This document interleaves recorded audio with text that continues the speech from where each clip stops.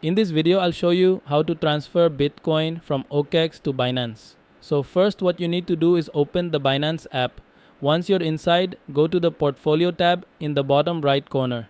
From here, if you already hold Bitcoin, you can just tap on Bitcoin, or you can simply click on deposit. I'll go ahead and select deposit, then either search for BTC or pick it from the trending list. Tap on BTC and you'll be asked which network to use. Choose the BTC Segwit network. Now you'll see your Bitcoin QR code along with your Bitcoin deposit address. Tap the copy button to copy the address to your clipboard. Next, head over to OKX. On OKX, go to the portfolio section in the bottom right corner. Here you'll see all your assets including BTC. Tap on BTC, then go to withdraw in the top right corner. Select withdraw crypto and choose Bitcoin.